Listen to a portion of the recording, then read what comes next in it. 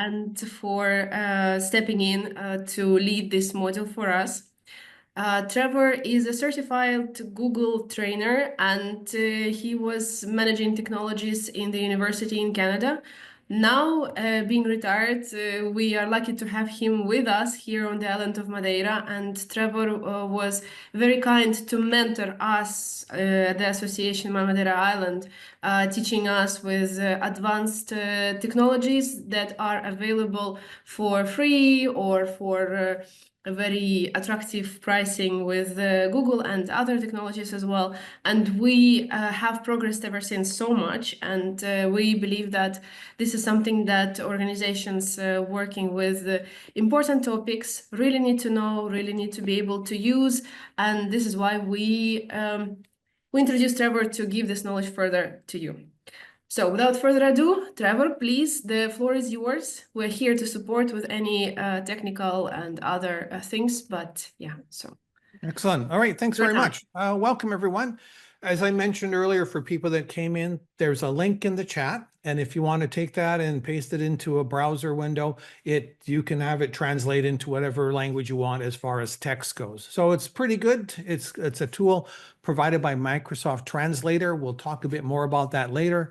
But it's a tool that I've been using going to conferences and stuff that I don't speak any Portuguese, and it's really been helpful for me to attend these conferences. So the link is in there, and we'll look into that.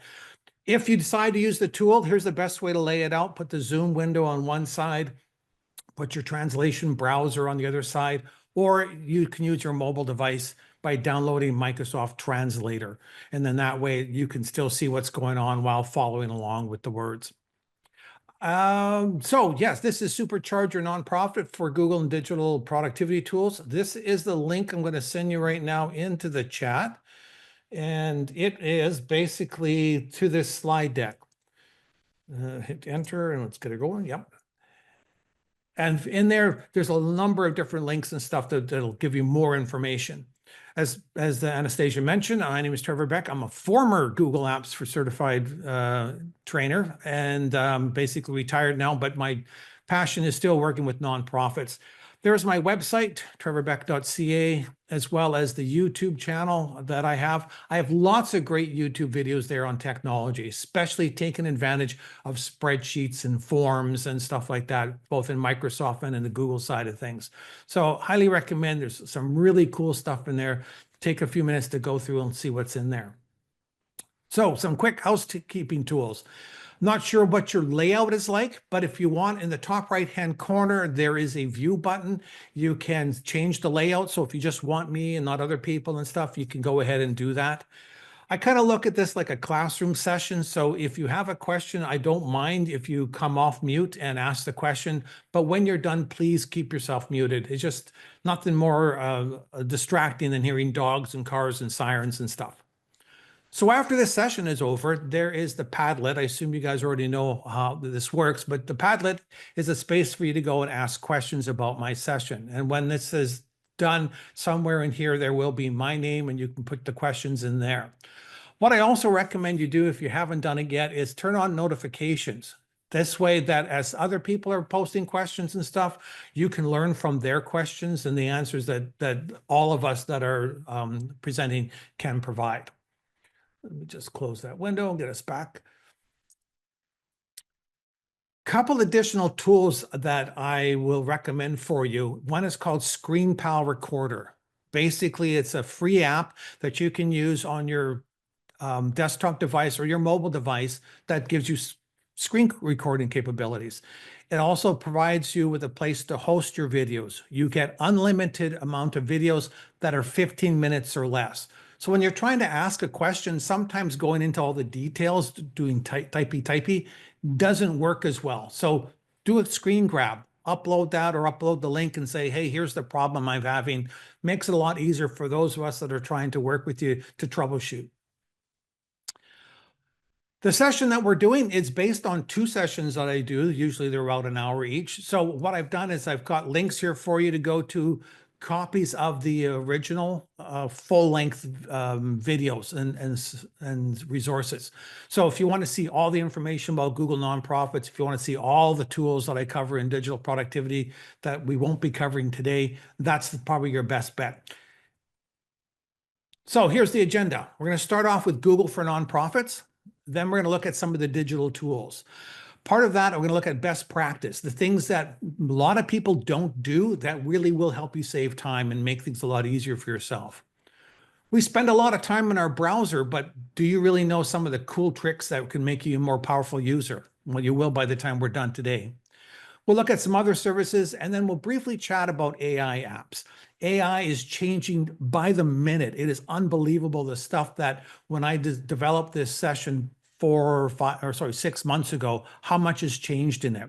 And trying to keep up with it is really difficult. But there are a couple of tools that we'll try and get to and talk about that'll really make a great contribution to getting yourself efficient.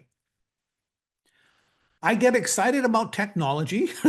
So if I start going too fast, please in the chat, put down slow down. Okay. I will try and control things, but hey, it's technology. It's cool stuff. So let's get started with nonprofits. Google for Nonprofits is a program that they've developed that provides organizations that are qualifying with specific advantage tools. So yes, you get access to, with your personal Gmail account, to Google Workspace, which is your Google Apps. You get access to ad grants and maps and YouTube. But as a nonprofit organization using the login there, you get better access to it. One thing I want to point out, we're not going to talk about it, but definitely go check it out. With Google Ad Grants, if you qualify, you get 10,000 American dollars per month in advertising. Okay, that's huge. And it's really important that if you decide to go down this path, that you spend some money or some time ensuring you take advantage of these tools. Because Google is fine saying, hey, yeah, you can have AdWords. And AdWords being just the text part when people do searches, and off the side or up the top, you'll see the little pieces of text. They'll give you that for free, but they want you to actually make use of it, not just sign up and let it die. So really recommend, if you just go to google.com/nonprofits, you'll find more information about all these different services and what extras you get out of it that go beyond your personal Gmail account. Today, we're going to focus on Google Workspace. This is the thing that we all tend to do on a day-to-day basis. And there are some awesome advantages that you need to take advantage of. So working with nonprofits, if you're like me, you know someone that is still working in the dark ages where they have to have files stored on their computer. And I've worked with guys where I've walked in and I said, where are your files? Oh, it's on my computer, which is underneath the desk. No lie, this guy had 8 years worth of dust on his fan. Like his fan was ready to die. So as we talk with these people, we need to explain to them, look, that worked great, 15 years ago, but it's time to, come into the light, come and start taking advantage of the online services. When you're using that drive down there underneath the desk, it can get stolen, your files can get corrupted, it can get water or fire damage. A number of times I ask, well, where's your backups? And they go, well, my backup's in this drive, which is sitting on top of the same computer, which then can also be stolen and have fire and water damage. And the biggest challenge is multiple copies. Because they love their files, they send out copies to like 15 people. There's now 15 different versions of those files walking around. Most of you probably are very comfortable in the land of cloud computing and understand that there's only one file we need to work with. And that's the file that is stored on the cloud. So we have to convince them we need to switch. I'm just going to do a quick check and see how we're doing for questions. No, nothing good. So let's tell them why we need to switch. And these are also reasons why you could also switch from that personal Gmail account to the Google for Nonprofits. This is a big one. When used properly, all the files are owned by the organization, regardless who created them. Okay, so let me explain what that means.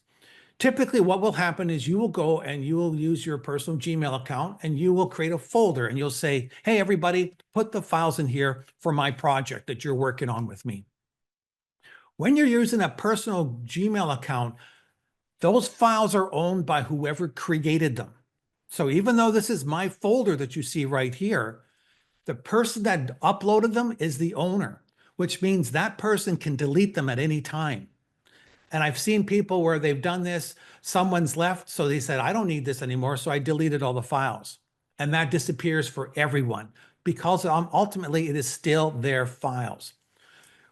One of the advantages of Google for Nonprofits or any of the paid versions of Google is you get access to a tool called Shared Drives. Shared Drives is a special folder that basically says, if you put a file in there, we own it.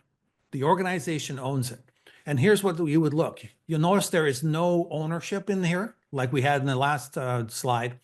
This is basically owned by the organization, which means that I can decide who gets access to them, who gets rid of it. And when I say I mean as a rep of the organization.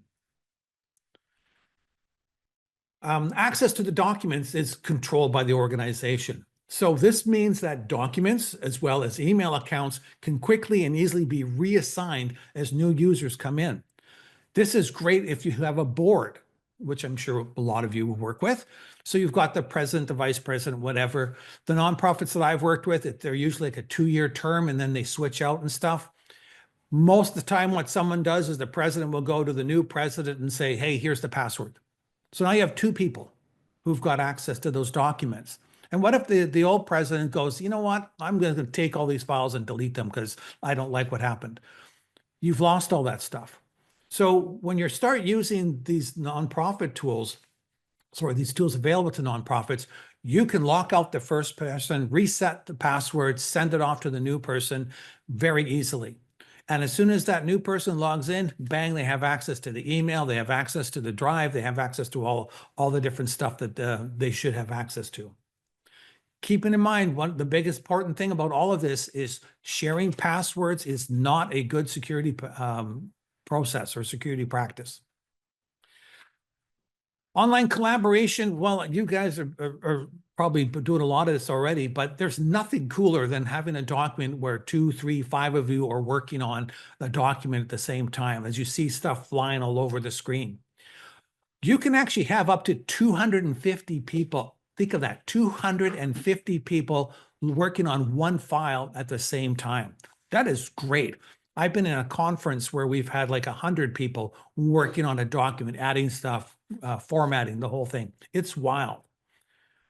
Another advantage, though, is that you also get an increase in hard drive space for your user.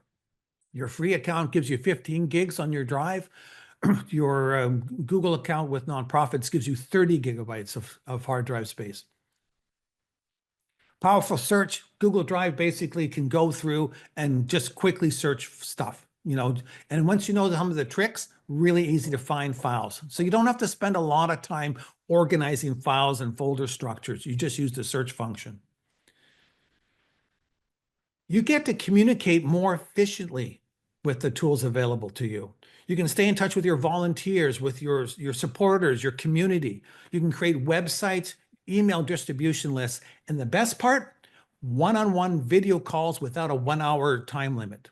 I believe that the time limit that you can run a Google Meet video call is 48 hours. I don't recommend a 48-hour meeting, but you could if you wanted to. And lastly, the enterprise level security. If Google finds something that's out there that needs to be addressed, they address it, they patch it on the back end. You don't see any of that. It's not like your computer has to update patches like on Windows or Mac. It's all done in the background and it's up to date for everyone. So I'm just going to give you a quick example of one of the ways that I organize files when I work with a board of directors. So the first thing to start off with is, actually, let me just open up this link here. Can everyone see that? I'm assuming, okay, great. I had to switch the screen so I could see you nodding your heads. Thank you. But so here's the board of directors. So the first thing that happens is that we create a Google group and we put all the members of the board of directors in there. That Google group becomes our security group. We basically say, hey, whoever's in this group gets access to these files and stuff. Nobody else does. So we start with that. We then create a website.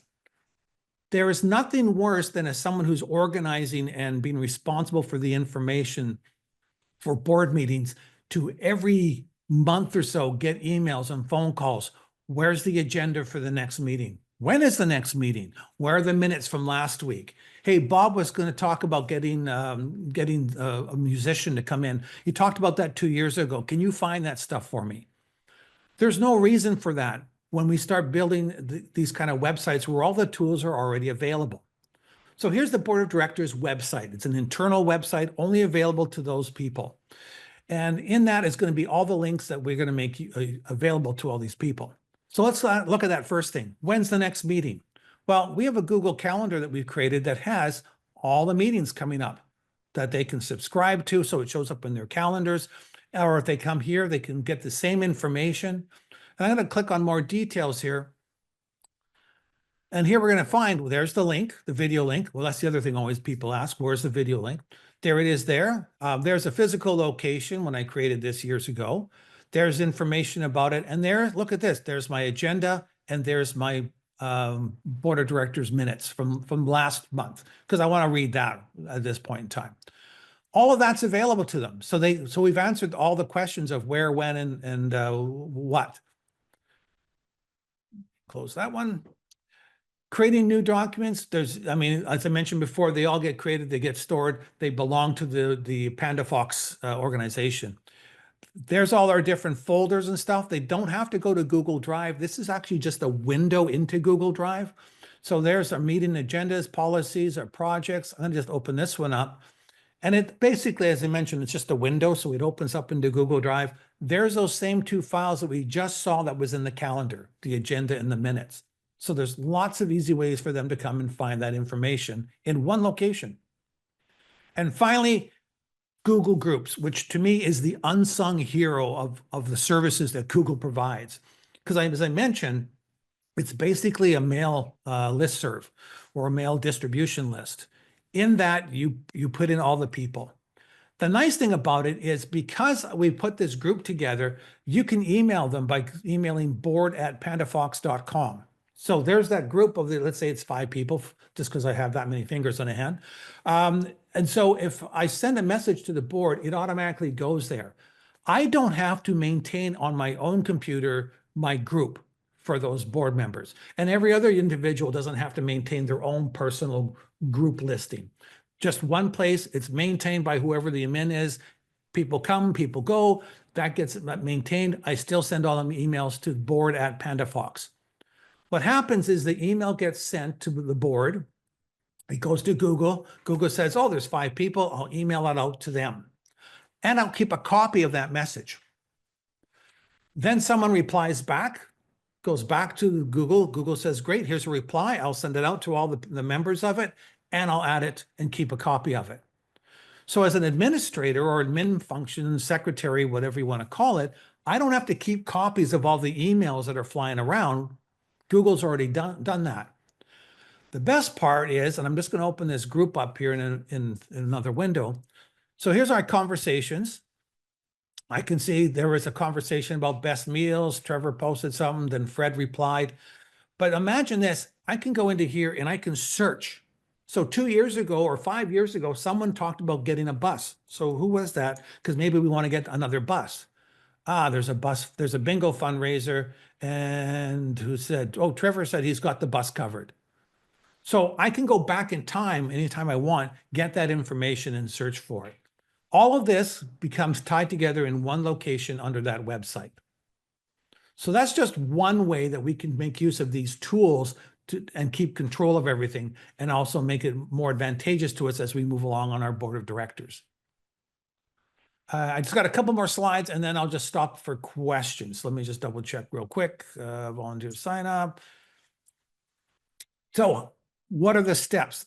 Well, go to Google for nonprofits. The steps are laid out there fairly easy, but they are basically check eligibility. You have to be a qualified nonprofit, and qualified means you're recognized by some kind of government entity. So most nonprofits have a nonprofit number or something like that, or a certificate that they're given. You then go and apply. And by application, you're also uploading that certificate to the organization that's going to be looking through it. They're going to be doing their due diligence to see if you are actually a nonprofit or if you're just calling yourself one. Because again, you have to be certified. Once that verification process goes through and you're given the green light, they will send you in from a code. You then go into Google, enter the code, and Google says, yep, that checks out for us. Turn on whatever services you want. And then that takes us back to Google for Workplace, Google AdWords, that kind of thing. So it's not a hard process. It's just make sure you've got all your stuff together and then your eligibility. So that's Google for nonprofits. So I'm just going to quickly check the chat out here and see some comments here. I'm not sure. The scenario, the teacher way, the situation. So I'm going to read it to myself before I read it out loud.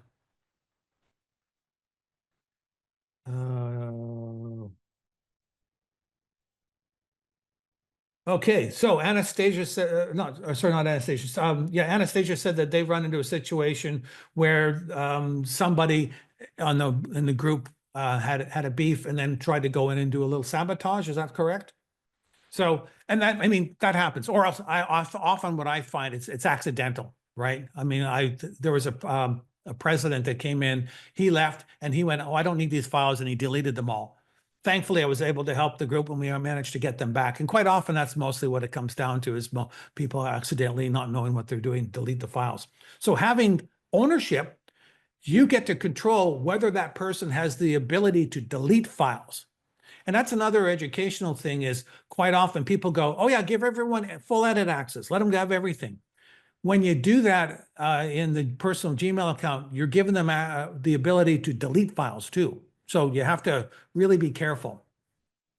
Anna says you've got stuff going with nonprofits, but you require some time and tutorials. Time's always fun. There is stuff available. If you search the Google for nonprofit resources, there are a bunch of links. And if you look at my other full nonprofit presentation in the slides, there's some links on some tutorials there. If you want, reach out. I mean, I'm more than happy to work with people, or I can do a session for a number of nonprofits and we can talk about how to set these things up and best practices there. And that's it. Okay, no other questions on Google for nonprofits? All right, everyone take a breath. Trevor, if I may ask, because for several organizations, I'm sure this notion of Google for nonprofit is a new thing. So can you please recap what is the advantage, the main points of what is the advantage of having this Google for nonprofit set up for you, for the organization? This is question number one. And then let's go bit by bit. Okay, so for me, I'm just going to go back here for a quick second. So Google for nonprofits gives you the access to these tools, as we mentioned before. So Google Workspace with extra features. Google Ad Grants is the money component that we talked about, where you get that $10,000 in ad stuff. And then Google Maps and YouTube, there are some different features depending on what country you're in. And every country has different levels of access. For me, the $10,000 a month in free advertising, who doesn't want that? Who can't use that somehow? Promote your organization, promote an upcoming special event. You can promote 3 things. It doesn't matter as long as they total $10,000. So, and I always say to people, like, either commit to having someone that this is their job, or pay someone to take advantage of that $10,000. It might cost you $1,000, let's say. But if that person goes and says, here's what you need to do every month to make sure you spend $10,000, well, $1,000 investment for $120,000 a year, nothing, right? So, and I've heard stories too, years ago, where if you actually spent the $10,000 every month, I spoke to some Google people and they say, yeah, if you spend $10,000 a month, we'll up it. Like, you know, it doesn't cost them any actual cash. We'll give you extra stuff, not a problem. Let me finish answering the question, Bahidir, and then I'll get into the other stuff. For me, the biggest thing is this whole part of ownership of files, right? Because if you have a group of people working on your policies, working on your contact lists, your supporters, any of that information that you need day to day, and it disappears because someone left the group, that can affect your nonprofit for years, right? Because I mean, if you've gone there and you've got a mailing list and all of a sudden it's disappeared, oh my gosh, how do you rebuild that? So for me, that's a big thing. Google for Nonprofits costs you nothing. It's a little work, but it costs you nothing, and the advantages are just huge. And of course, if you're doing a lot of video call, there's nothing more annoying than the 45-minute mark or the 50-minute mark. You get the notice saying, oh, your meeting's going to end. And the meeting ends, and then everyone has to go and rejoin the meeting. Why go through that hassle? But to me, it's about the files are yours. That's probably the most important thing that I can say. Does that answer? Yes, it does. We also enjoy the large storage capacities. That is very important for us, which is for our digital work, especially. But yes, its own advantages. We feel more professional. We feel more secure. All this basically, we feel that we are all owners of the files, and everything is very much organized in one space, professional emails, and so on. My second question is. So for us, the process was not so hard because we had you on our side, right? We did apply for receiving that. We did provide the documents that show that we are an established nonprofit organization, and then we received those codes that certify that yes, so you're a nonprofit, and then we got that a label, let's say, from Google. But then it takes a little bit of technical work, right? And how the organizations that are new to this, how can they go through this process? Is it too hard? Are there any tutorials? Is a person that does a person that doesn't really have any technical knowledge, can they proceed with this? Okay, so the technical knowledge that Anastasia is talking about is to get your Google for Workspace tied into your email account.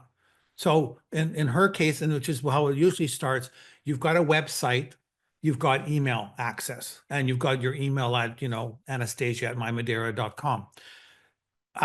You already have a technical people. Those are the ones that are your host providers, quite frankly. And so the host providers can help you out with this. I mean, that's part of their job.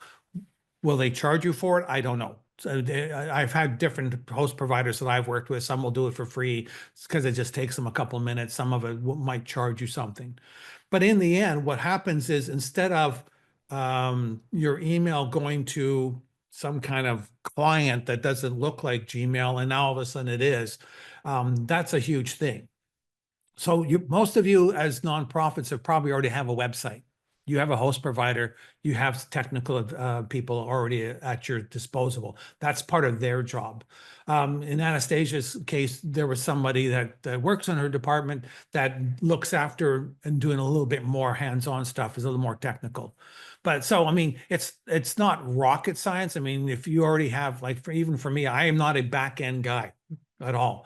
But if I already have access to the domain, so to say, I can probably walk myself through it. Google's made some really big changes. But like I said, you always have the host provider, that's their job. Perfect. Thank you so much. We had a question from gentleman Bahadir. And there is another question in the chat. I just wanted to ask, mine is a very small detailed question. Well, I'm not so successful yet, but we have established the nonprofit Google account in Google for our association. However, the only thing was written out there is our info@castrocale.org. Can I reach the same account from other emails, or do I have to only use that email? I was just going to ask that very small thing. Okay, so typically what would happen, and your info at your domain is hosted with the host provider, correct? So what happens is when you make this technical changeover, you're basically saying to Google, hey, any emails that normally would go to that other server and that other email thing, you take over it. So it's the same thing as what Anastasia had. She had an info ad as well. So what happens is, as you go through that process, because it takes, what they have to do is put that information out to the internet, to all the domain servers and stuff. Sometimes it takes an hour or two to make the switch over. They often will say it takes 48 hours. I've never had it take 48 hours. It's pretty instantaneous. But what happens now is then, instead of going to that other location to get your email, you would go to mail at, as an example, well, actually you just log into gmail.com, but you would log in with info at as the domain name, and your email is suddenly there. Okay, you might have to send and import all the old email messages. So if you've got a lot, there's a couple of tricks to doing that. There is some software that Google has that says, hey, well, before we do all this, we'll import everything and bring it over. But if nothing else, if you're just starting fresh and new, you go ahead, bang, you've got info at now into your domain. The best part of all of this, though, is that you can create multiple email accounts. So the first thing we did with Anastasia's group is everyone's now got an account. Anastasia at mymadeira.com and Trevor at mymadeira.com and all the different people. Or if you're working with the board, I recommend doing positions. President at yourorganization.com, vice president. And those, you create those accounts. I mean, obviously it's not something that's super easy to do. It takes a little tech, but quite frankly, it's not hard. There's lots of training materials. There's even a Google course that you can take for free that shows you how to go through and take advantage of all this stuff. Most of the time, 9 times out of 10, all you're doing is the email. We'll add their email account, or I'm resetting the password of somebody's account because we have a new president. So I'm going to reset the password, lock out the old president, send the information to the new president, and Bob's your uncle. Thank you so much. You're welcome. Okay, let me just take a quick look. What is a tool within Google Earth that is less used but very useful beside the obvious ones? For me, seriously, it's Google Groups. I think it is so powerful, but people don't understand how to use it for sharing or for accessing files.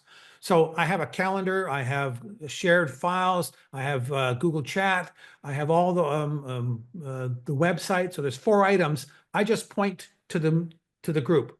I don't have to individually put people's names in here. I just maintain in one location, and that feeds all that. So that's, for me, is probably the most powerful. Okay, I don't want to spend any more time because we got lots to cover. But again, if you've got other questions, please put them in the Padlet, right? Because that's what we're here for. Subscribe to the Padlet so that you guys will get notifications as people are posting probably the same questions that you have. And, if need be, I don't mind organizing a video call and we'll bring 10 people on and we sit there and chat about the challenges and stuff. That's what mentoring's about, right? Okay, well, let's move on then. Oh, okay. I'm just going to close this window for a second. And all right. So again, full-length presentations, Google for nonprofits. Now we're going to look at the digital productivity tools and techniques for modern. Am I going too fast or am I going okay? Can someone give me thumbs up or too fast? Okay. Excellent. Thank you. All right. So this is where I might speed up because I really get excited about this stuff. What I want to start off with this link here is that, again, there's my website. There is a video that I've done 6 months ago of all this stuff. So we're not going to do everything because I'm cognizant of how much time I have. So I'm going to have to skip some stuff, but in the video, I probably have covered it. So I would recommend taking a look at that. If you go to the video, I've even broken it down by chapters and stuff. So you could just jump right to that piece. Keep in mind that when you're watching a YouTube video, you can change the speed. So if I'm talking too fast in the video, you can slow me down and you can translate the subtitles. So where you turn the subtitles on, you can actually translate it. And we might look at that a little bit later. So I want to talk about best practices first, because these are the things that we don't think of a lot of.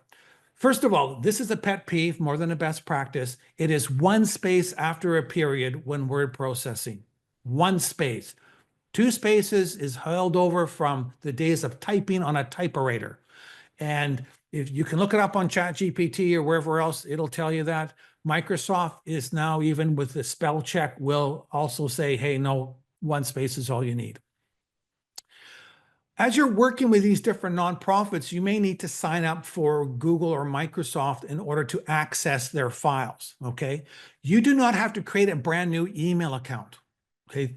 Let me say that again. You don't need to get a new email account. So for example, let's say I'm a Microsoft guy. I'm working with a nonprofit and they say, hey, we have Google files here, but you need to create a Google account. Well, a Google account just means you want a membership that gets into the meeting, okay? So when you go and look at these things, so up here, it says, when I go to create a new Google account, it says, do you want to create a new Gmail address or do you want to use your existing email address?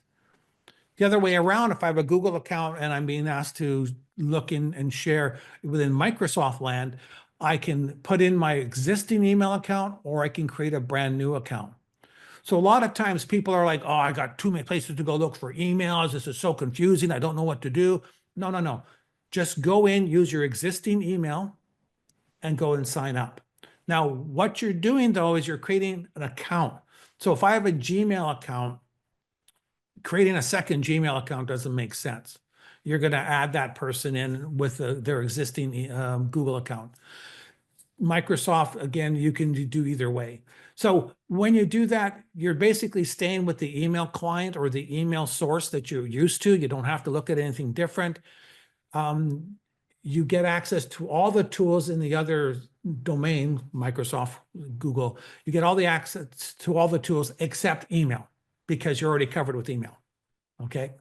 That is a huge thing for people because you'll hear that a lot. I don't want to join this because I don't want to create another account and look for emails. Well, guess what? You don't have to. Avoid sending emails just to say thanks. Oh, hate this. So I worked at a university. I was the tech guy. I got emails all the time. They would ask me of something. I would tell them, show them, do something for them. And then I would get an email saying thanks. I would have 30 to 100 emails a day just saying thanks. The secret, say thanks in the initial request. So for example, over here, whoops, switch windows. So I get this email that I'm sending out to Anastasia. So I say, hey, Anastasia, can you make sure the tables and chairs are set up before the session? In advance, thanks. That's part of the initial request. So when she sends the message back saying, yep, Trevor, I got it all done, I don't have to say thank you. Reduced my intake, reduced her email, et cetera, et cetera. And while we're talking about emails, let's talk about subject lines. Subject lines, make them useful. So many times I would get email subject lines that said, Google. Whoa, what does that mean? Can you give me some help? Because even to read email, I'm going to kind of look at the subject lines to decide, am I going to read that right now or read it later this afternoon when I have more time? So make sure that your subject lines speak and say and communicate what it is you're trying to do without trying to, overwhelm them too much, but just something short to give them an idea. Because remember, as I'm looking at these emails, it's going to decide whether or not I accept different things. And I'll talk about that in 2 seconds here. The other thing is that informative title not only applies to emails, but to calendar events, especially calendar events. Because when I get that calendar request, Trevor, you've been invited to join Google. What does that mean? I don't know. So I will say no. Whereas if I have a detailed piece, I can make a choice. So here's an example of how I do my calendar invitations. Troubleshoot Google Meets with camera. Not just Google. Here's exactly what I want to accomplish in this meeting. And as part of the meeting event, I'm going to put down what it is I need help with. And I also put in a mini agenda. If nothing else, here are the points that I want to cover in this meeting. So then when someone sends something like this to me, I can go, oh, okay, this is important because we're doing meetings every day. They obviously need some camera help. I can look through this and go, okay, I need to be prepared. I'm going to go and do some research ahead of time because maybe they got a new computer and there's some challenges. I can do some research ahead of time and I come prepared. As opposed to Google, now you're forcing me to go back after our meeting, do some research that I could have done earlier and bring it back. So communication I find is so lacking in the details with agendas, with events, calendar events and emails. Use shared documents to gather input. Ooh, let's send an email out to 50 people saying, what do you think we should do on Thursday? How do you think we should do this? And now I have 50 emails coming back. Half the time, some of them are already been captured and duplicated. Well, it'd make more sense to just use a Google Doc. So here's an example, and I use this when I'm training. Hey, I'll send this out to 100 people. Everyone come in, put your suggestions of what we should have for meals or what you'd like to see for meals for our retreat. And people can start listing all this stuff here. I don't have to wait for 100 emails to come in and then copy, paste, copy, paste, copy, paste. It's all being added here. One location, everyone works on it. The best part is that because everyone's working on it together, they see what everyone else is doing. So they go, oh, I don't have to put coffee down. It's already been captured. Take advantage of these online tools because that's the kind of stuff that will save you time. Don't ask if someone is available. Oh, man. For those of you that weren't around in, before the 80s and cell phones and stuff, there was a time where you picked up a phone not knowing whether the person was there or not and called them. And they might answer or they might not answer. And if they answered, that was great. Well, it's no different today. If I go, I'm going to open up my Gmail here real quick. If I'm using a chat or if I'm using WhatsApp or anything, I mean, it applies to all this stuff. Do you see this part here? It says active. That means that person is online, okay? If it's a work thing, I work from 9 to 5, let's say. So when I'm in, my job is to answer phone calls, do emails, get work done, whatever it takes. If it's active, that means that he's not involved, that person's not involved in a meeting. So rather than saying, are you busy? It shows that you're there. I'm just going to call you. I'm not doing that back and forth stuff. Drives me up the wall, especially if I know that what I have to ask you and stuff is going to be more than two or three back and forths, right? Because there's a time where you got to say, all right, I'm not going back and forth asking one question, little answer, one question, little answer. This is going to take time. Let's get on and do a call, however that is. So the best, and this also applies for meeting invitations. I mean, ideally, if we all work in the same place, I can go ahead and just invite you because I can do a busy search and see if you're available. But if not, I'm just going to send you an invite. You're either going to say yes or no. If you say yes, that's great. If you say no, we can worry about how to address that. There are also other tools out there, and if anyone wants, we can chat about that in the Padlet. But I mean, just send it out there. The worst they can do is say no and offer an alternative of when they're available. Forms is another thing for collecting information. Do I have time for this? Yeah, we'll make time. So, for example, there was a person here that coordinates these dinners, and there's usually about 50 or 60 people that go to these dinners. So each person has to send by email what starter they want, what meal choice they want, what dessert they want.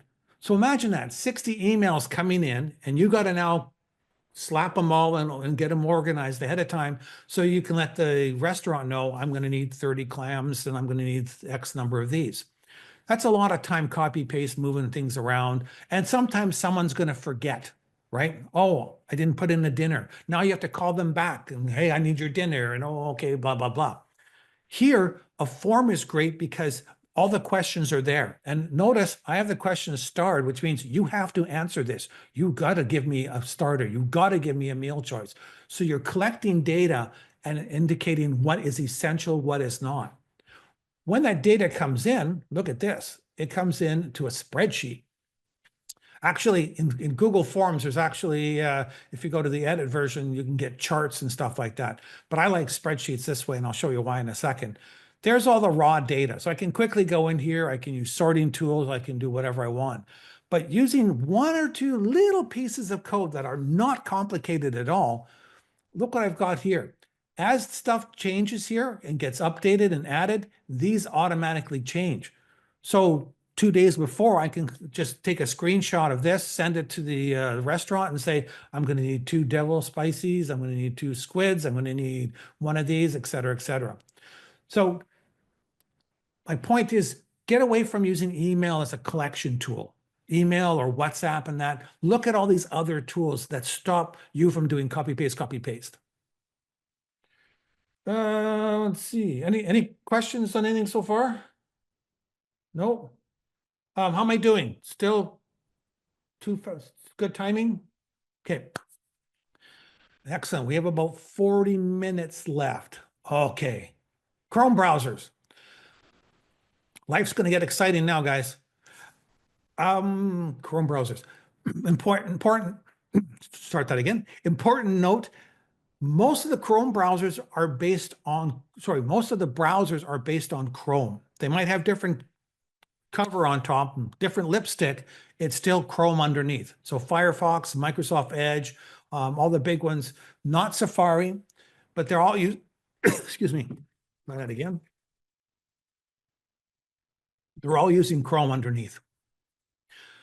So a lot of these things that we're talking about will apply to Firefox and Microsoft Edge as well. The first thing I want to talk about is profiles. Woohoo, profiles is so good. So these are Chrome profiles. So when you're working in Google land, let's say that I've got a personal Gmail account and the organization I work with has a Google account. So I've got a personal and a work account. I want to keep stuff separate. I want to keep my bookmarks separate, my emails separate. You want to keep that all separate because at some point in time, you're going to leave that company. You don't want to spend all this time trying to, copy contacts over and stuff like that. That should have been in your personal. And as part of that, it's obviously important to tell people, like, if you have to send me a joke, send it to my personal email account. Don't send it to my work account. So let's take a look. Oh, sorry about that. So let's take a look here. Normally what would happen is you would go under this piece here where it says add a different account. That only changes this section here. That does not change this part up here where we have all the bookmarks. We want to actually create a different instance for these things here. So we do that up here in Chrome. And in Chrome, you can basically have all these different logins available to you for each different account. So I'm going to start off here. I'm just going to show you right now. I'm logged in as Jazz. I'm going to bring up Clark Kent. So there's my buddy Clark Kent. Notice Clark has a different color browser, right? This is orange, red means Jazz. Red is Clark because he's Superman. And look at the bookmarks. They're all different. And when I look at email as well, you're going to see that that's different as well. So with these profiles, you can keep everything separate. And it's a great way for me. As I was doing a lot of web development, I needed to sign in as different people all the time to see what it looked like. This was a great way. And here are all the different profiles I have access to. It's the same thing as over here. I can quickly go through and add them in. To add a new profile, I'm just going to go here and add a Chrome profile. I'm going to sign in. And I'm going to use Barney here. Barney, Rebel, and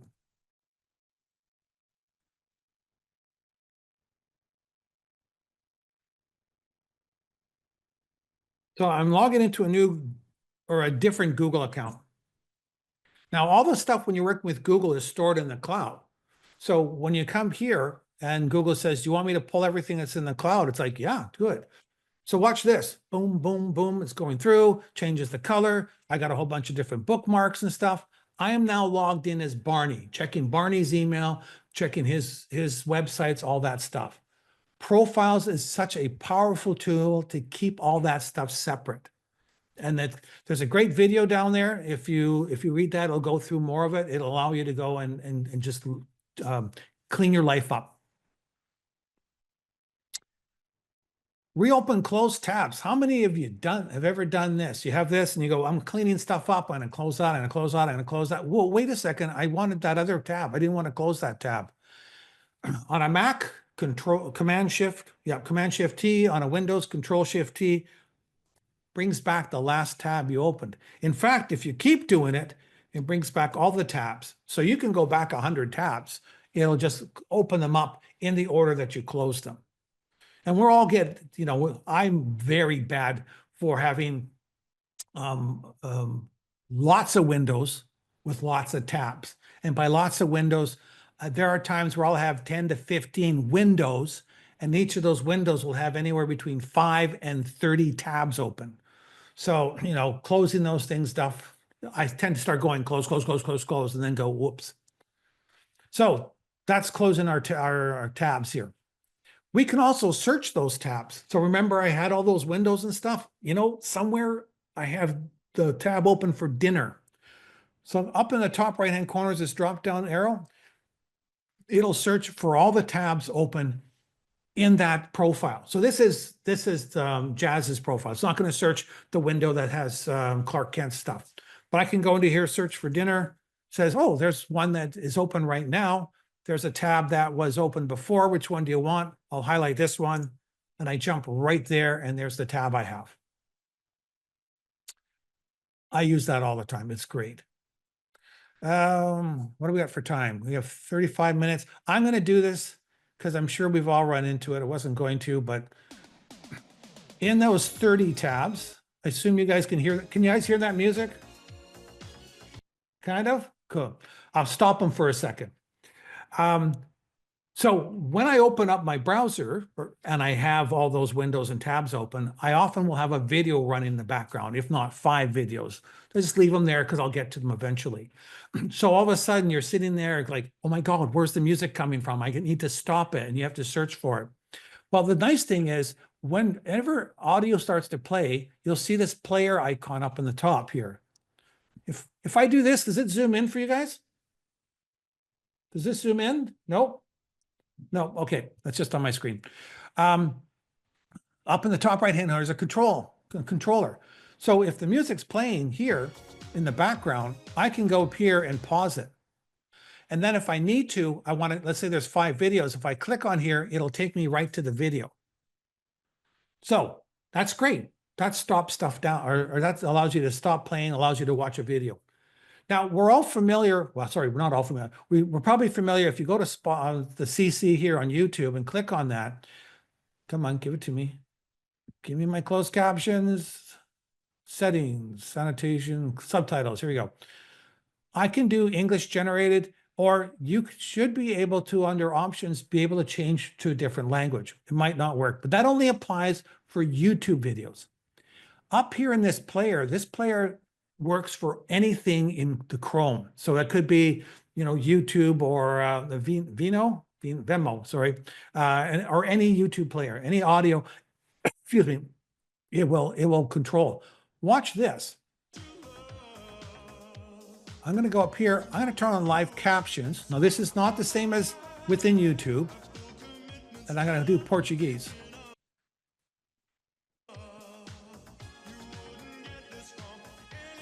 Here we go. So he's singing in English, but the live captions that Chrome does is actually translating it into Portuguese. Now, how accurate it is, I don't know.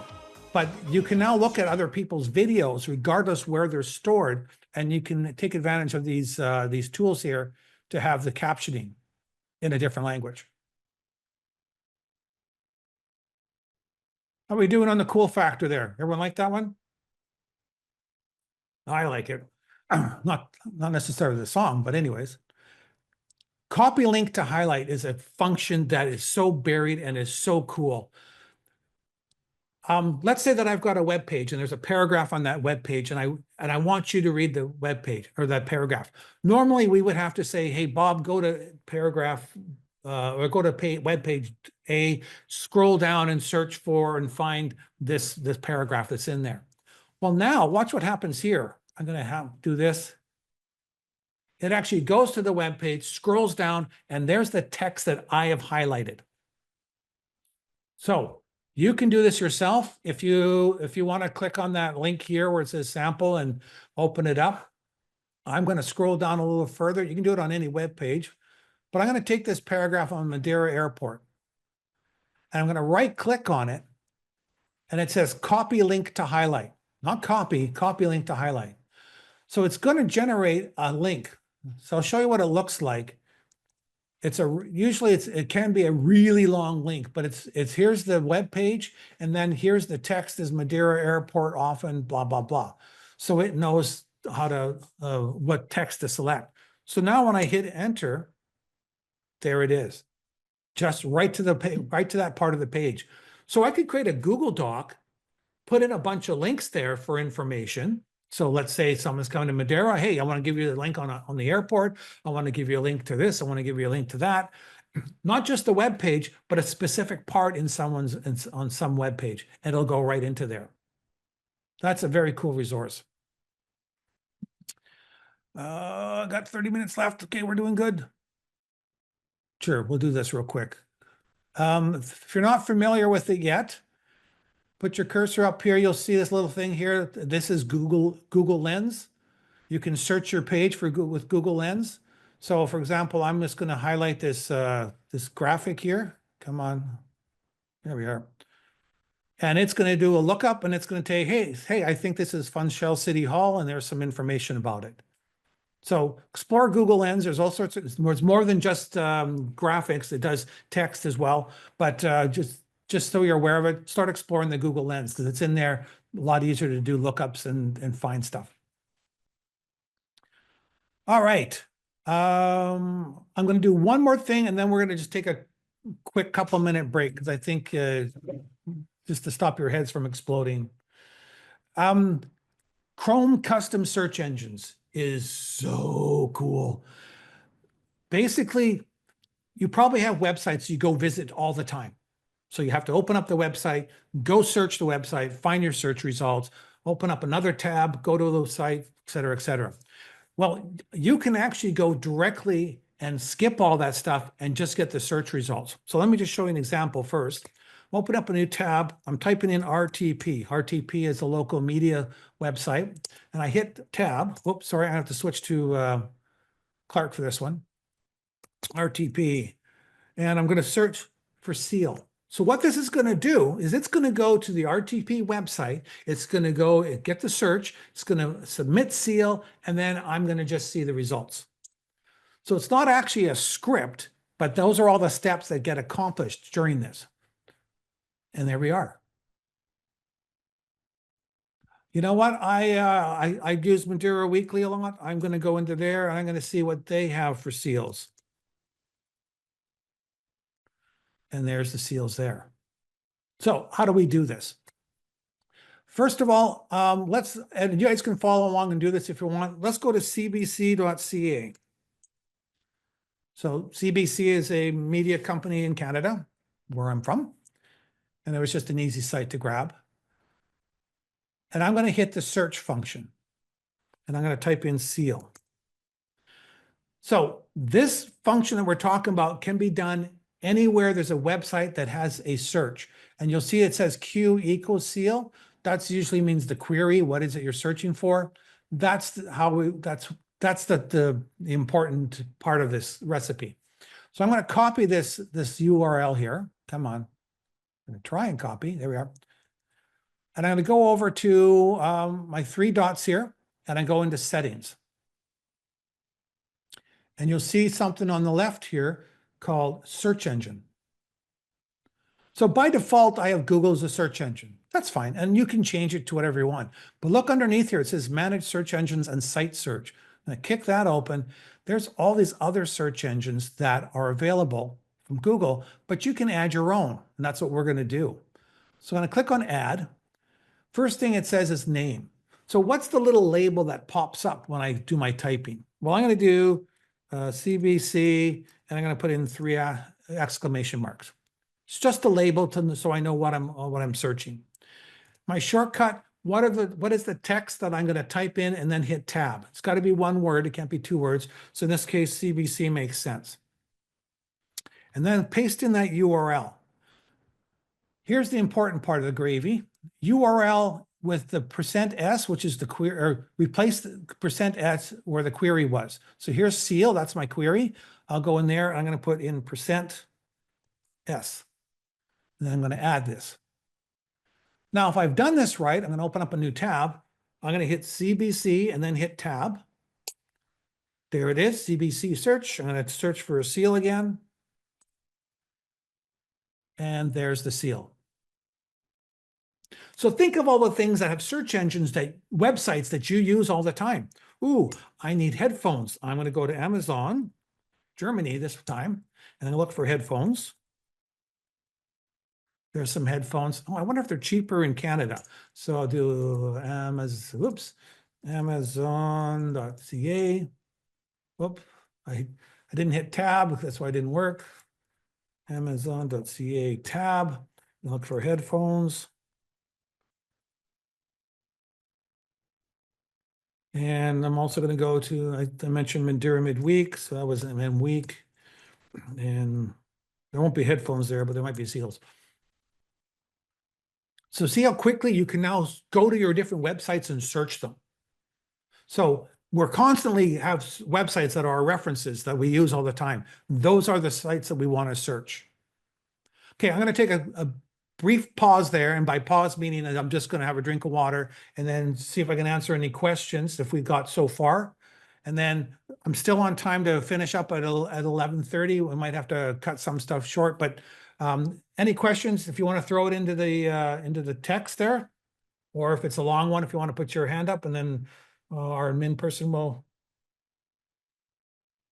Just out of curiosity, is anyone using the Microsoft Translator text window as I'm speaking?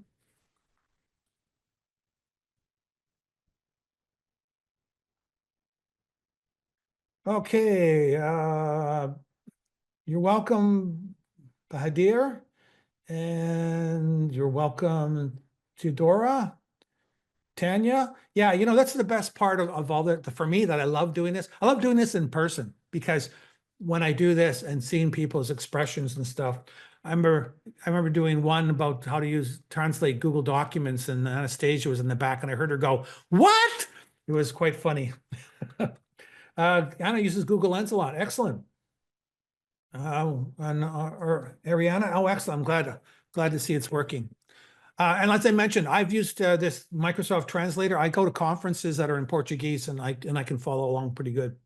There's even a component of it on the mobile device. I think it's also on here. You can actually turn on and have it speak to you.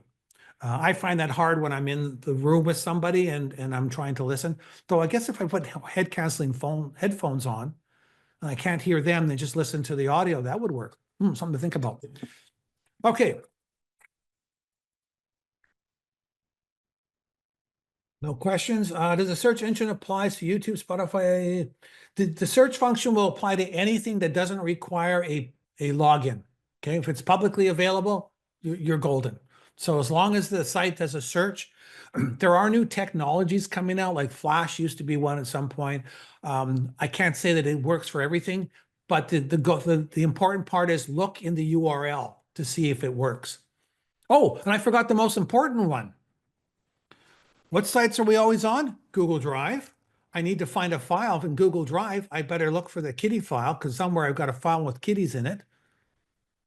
There's my files there. Oh, you know what? I've got, and for the work that I was at, I had access to like tens of thousands of documents. Do you think I'm going to go looking for that kind of stuff? No. And the other thing is, I can also do a search using the queries from Google Drive. So if you haven't used Google Drive search, up at the top here, you can go and say, you know what, I only want PDFs. I want this, whatever you choose here to filter it out. So sometimes I only want kitty in PDFs, or I know it's an Excel document or something like that. There's no PDFs, but look at the URL. Here it says type equals PDF. Well, type can also be spreadsheet, type can also be doc, whatever. So I also have search functions that just search for Google Sheets and only give me back Google Sheets and all the kitty stuff that's just Google Sheets. So yeah, and it works in OneDrive and SharePoint and stuff like that. If you're on the browser, works on there as well. So really, really awesome tool for those day-to-day stuff. Okay, that was that question. All right, let's move on. Let me see where I was at. Just give me a sec here. Where's my screen? We did that, we did that. Specialized tools. All right. We go to websites all the time. And in the morning, I used to spend like 2 hours trying to get up to date by jumping to all these different websites. There is something called a newsfeed reader. A newsfeed reader basically says, hey, this website is broadcasting every time news comes out. I'm going to collect that information in one location and you get to look at it. So in the morning or whenever I go, I only have to go to one location to see all the news that's available to me. So feedly.com is where you would go. I'm just going to quickly pop into this. And basically, once you log in, you click where it says follow sources and you add a web page. So here I've got the sections broken down. I've got Canadian news and Madeira news. Now I reset everything last night. So since last night, there have been 10 new articles coming from these 3 different sources. If I click all, I'm going to see all the stuff that has been updated. There's my latest, and there's all the different websites. So I can, oh no, Pope Francis has died. Oh my gosh, that, I am so sorry. This was not supposed to be what I was showing you guys. But I can go to Madeira News here and just focus on the news stuff here from Madeira.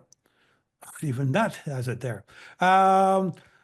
What's nice about this is it gives me a little overview, and actually, let me just go to weekly here just to make life easier. No, nothing new. Okay.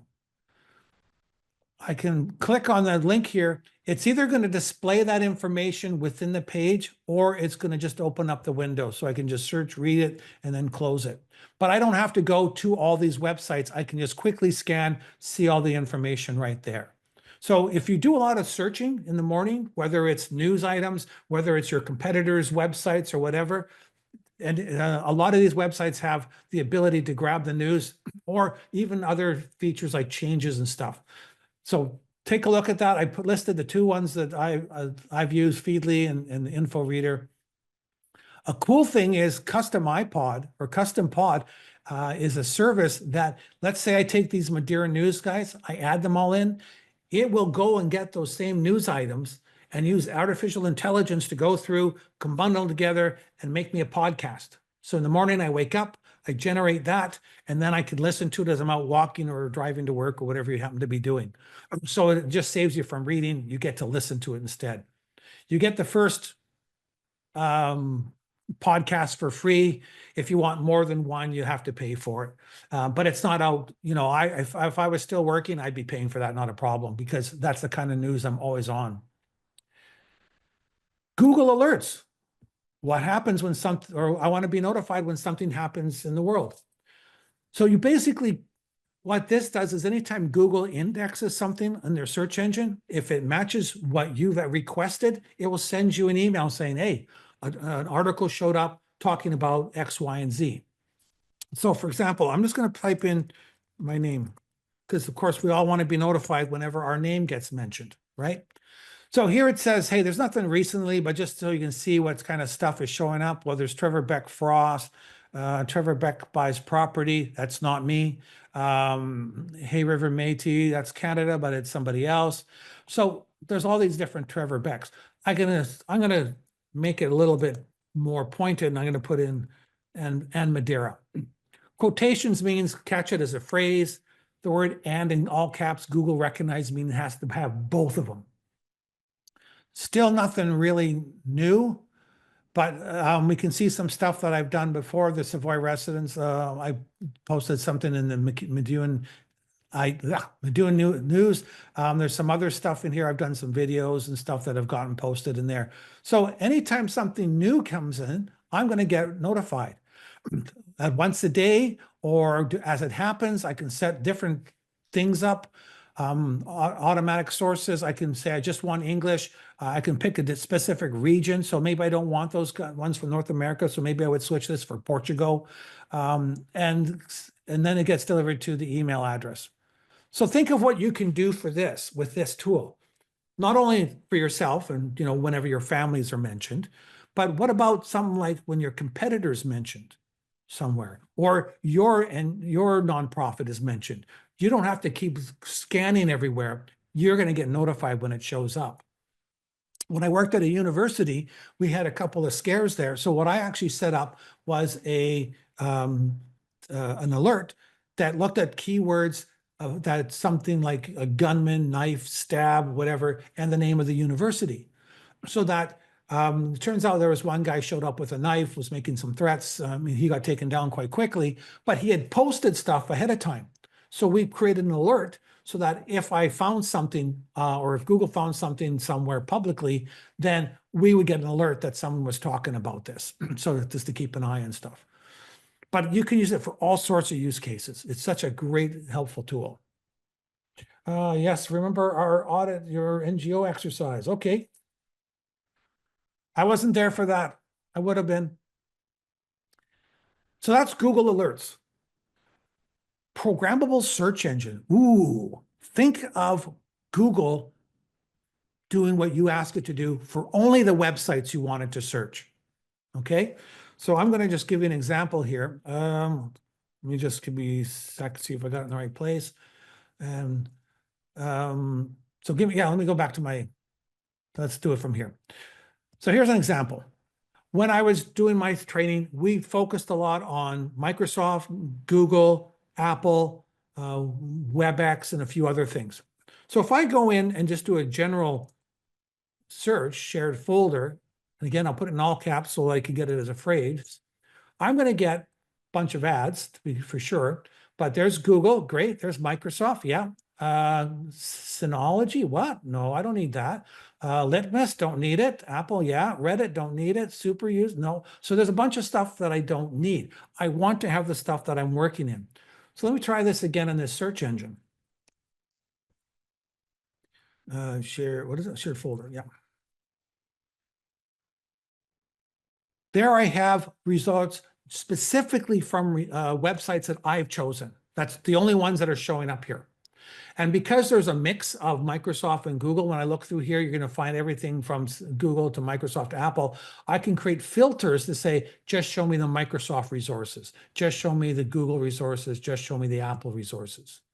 I'm not going to go in because we're getting kind of short on time, but if you go to programmable searches, which is the name of the site here, it's really fairly easy to go through here.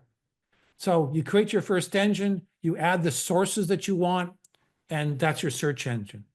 The best thing about that is you can use that resource and hand it to anybody, right? So if you've got a team and you're constantly using the same resources, you can create a search engine so you're all working on the same place.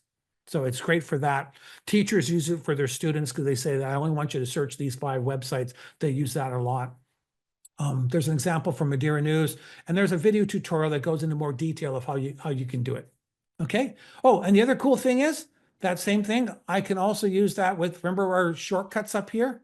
I can use it here as well. So I created one called Bad News. I hit tab. I search for the seal again. Instead of doing one website as that customized search engine, it's using this one that I just created, and there's all my Madeira News stuff. I hope that one makes sense. Propaganda goal, website shortcuts. This is cool, but I'm not going to have time for that. Rehearse with your slideshow with your coach. I want to show you just because it's important. For those of you that do presentations and you hate sitting there and, get feedback from your sister or your wife or someone, you hate to do that. The free versions, at least the ones that I have access to, I don't know if it's different between countries and that, but if I go under slideshow in PowerPoint, so you can sign up for Microsoft, a Microsoft account, you get free access to their online versions of slides or PowerPoint and that. But within that slideshow, they have Rehearse with Coach. This is great if you're going to be giving a speech or a lecture, because what it does is it uses artificial intelligence, and as you're talking, it will start feedback. Oh crap, that's not really good. damn, I hate to do this. Oh, shoot. Well, okay, I got to stop swearing. I got to stop swearing. I'm not going to go along and see what else I can do. As you can see, what it's doing is that it is going to go through and it gives you feedback. So it tells me I did 2 slides and whatever. My pace was pretty good. It tells me, oh, you're doing ums a lot. So it gives me that feedback. And, you know, anything here, it says you're not repeating, you're not reading the words on the slide. Don't use profanity, don't do other terms. So you get this whole thing and you can rehearse and rehearse and rehearse. That way, it's a great tool for you to get better and better without having to involve anybody else. I always record myself and watch myself backwards because I also like to see how I'm moving my hands and stuff. It actually will also give you feedback on your body movement. So if you end up talking a lot like this, it'll let you know. Oh, Google Translate. Google Translate, Google DeepL. We're all familiar with, you know, using your phone, holding it up and stuff like that. Both of these services will translate full-on documents. So what you do,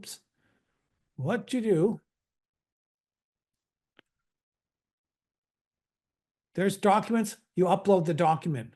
When you're done, you take your original document here, it downloads another copy of it in English translated. Great tool for quick translation, and then you get to keep that PDF as a PDF. When I first moved here, well, still, I get documents all the time. I don't know what they say. I can do Google Translate and leave it in Google Drive or whatever. Microsoft Translator is the tool that we've been using. It is an app that you have to load up on your mobile device. And it basically, you launch it, and it will go through, and as it translates, it gives you a website, just like the one that you guys have been working on, and it will automatically translate to whatever the person's saying into the language that the visitor selects. So as I mentioned before, there's about 100 seats available on this free service, and everyone can pick whatever language they want. So this is kind of nice if you're in a group that, you know, someone may not be able to keep up with the things, they can go ahead and do and use that tool. And like I said, I've been using it for the last 6 months, all these different conferences I've been going to. It's worked really well. Okay, I have 10 minutes left.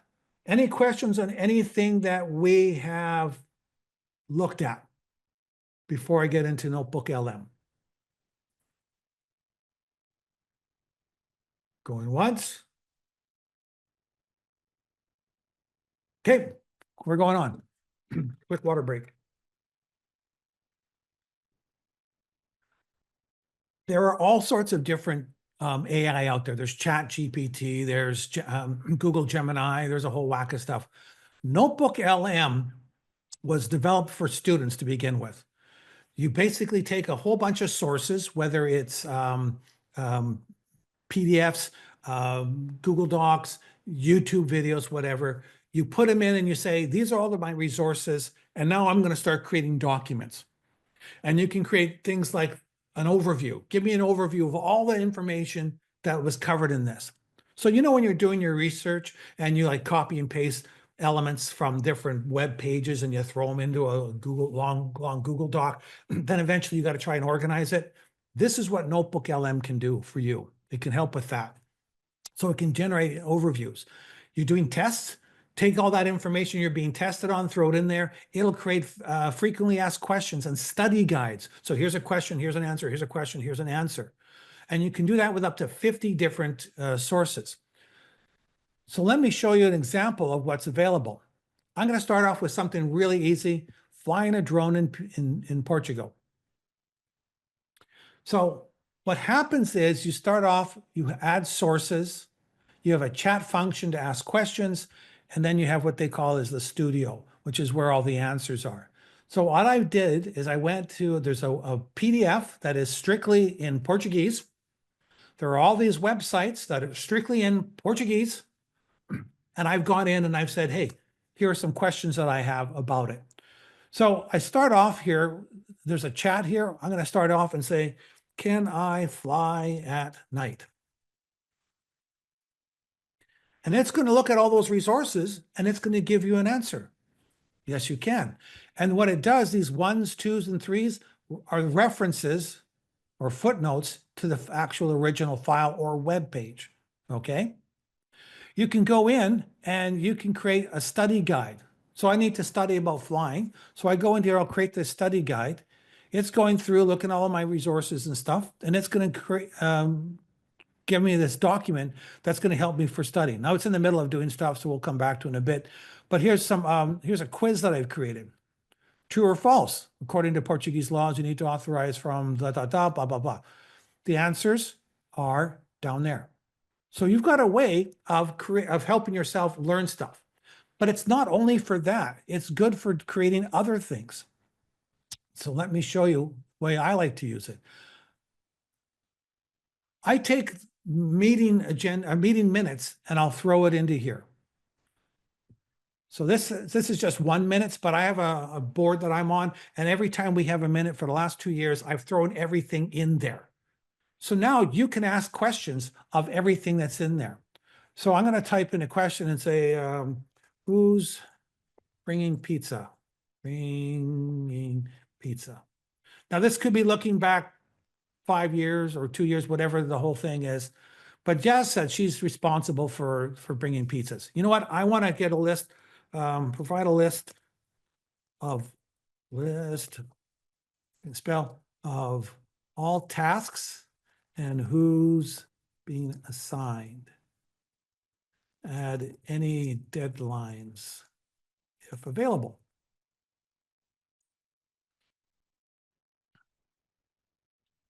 Adding and renting a bus, there's Trevor. Getting the pizza, it was implicitly assigned to Trevor. Picking up the pizza, so I'm assigned to it, but Jazz is going to pick it up.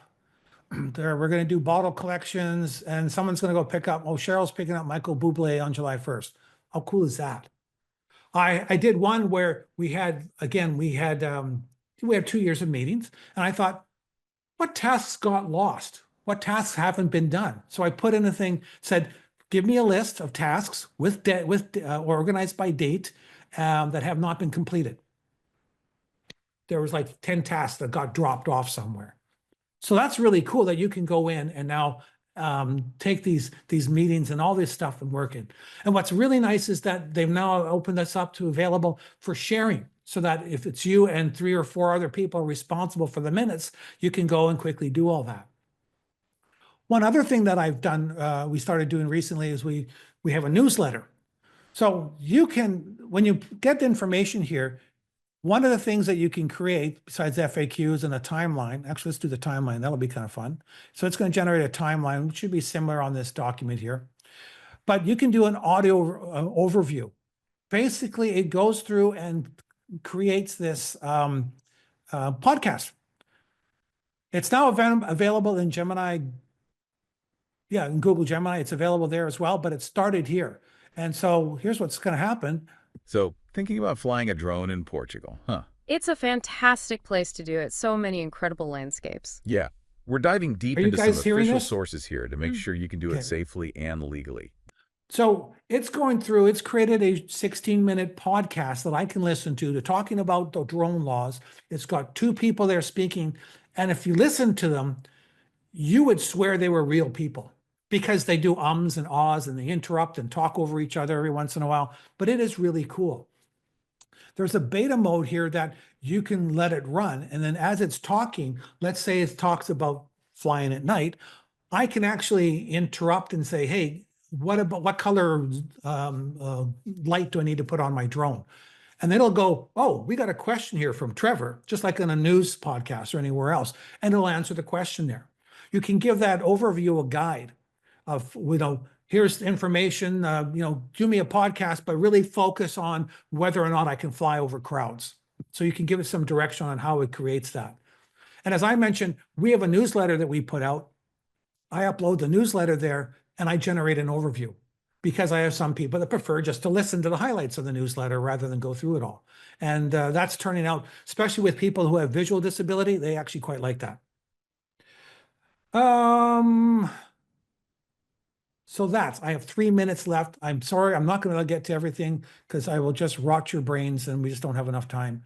But play around with Notebook LM. Do some Googling.